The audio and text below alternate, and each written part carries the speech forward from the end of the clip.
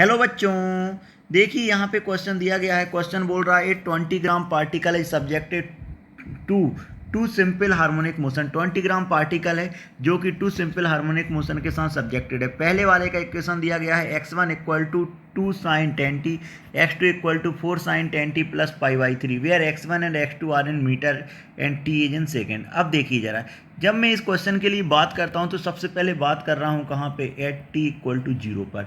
क्या t equal to 0 पर अगर मैं बात करता हूं तो क्या x equal to x1 plus x2 लिख सकता हूं? तो x इक्वल टू 2।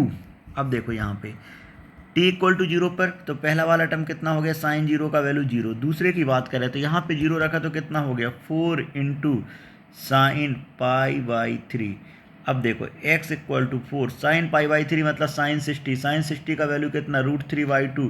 तो x का वैल्यू कितना निकला, 2√3। Clear, at t equal to 0 पर। ऑप्शन नंबर ए हमारे पास करेक्ट हो गया। अब चलते ही अपन आगे। अब आपसे क्या बोला गया, maximum speed of the particle will be 20√7 metre पर सेकेंड। तो सबसे पहले मैक्सिमम स्पीड निकालने से पहले मुझे एम्पलीट्यूड निकालना जरूरी है।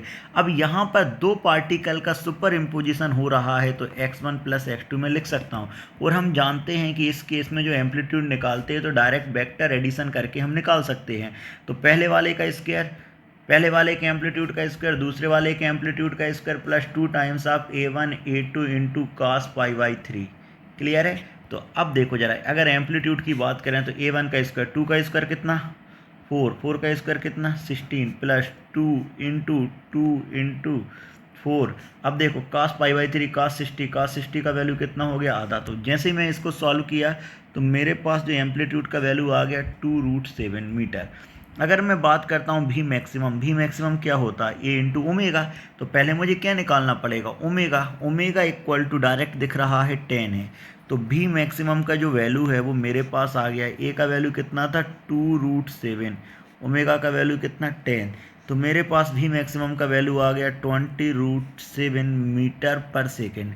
ये आ गया मेरे पास भी मैक्सिमम का वैल्यू, जो कि ऑप्शन नंबर बी में दिया गया है। क्लियर है।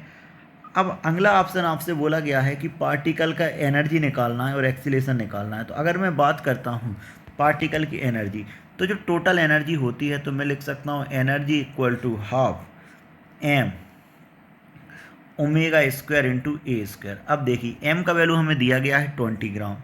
क्लियर है, 20 ग्राम दिया गया है। 20 इंटू 10⁻, ओमेगा का वैल्यू आ गया है 10 और ए का वैल्यू हमारे पास आया है 400 इंटू 7। इसका मैंने डायरेक्ट स्क्वायर कर दिया। जैसे ही मैं इसको सॉल्व किया तो मेरे पास निकल के आ गया 28 जूल, जो कि ऑप्शन नंबर डी में दिया गया है। क्लियर है। तो यहाँ पे मेरे पास ऑप्शन ए बी डी तो करेक्ट हो गया। अब मैं एक बार सी को और चेक कर लेता हूँ। मैग्नीट्यूड ऑफ मैक्सिमम एक्सीलेशन, अब देखो मैक्सिमम एक्सीलेशन की बात करें तो ए इक्वल टू कितना होता है, ओमेगा स्क्वायर इंटू ए होता है। तो ए इक्वल टू, ओमेगा की बात करें तो ओमेगा का वैल्यू कितना दिया है 100। ए की बात करता हूँ, एम्पलीट्यूड कितना हो गया 2 इंटू √7। तो मेरे पास आ गया ए मैक्सिमम इक्वल टू 200√7। तो ऑप्शन नंबर सी भी हमारे पास करेक्ट हो गया। तो इस क्वेश्चन का option A B C and D चारों करेक्ट ऑप्शन है। Hope you understand the solution. Thank you.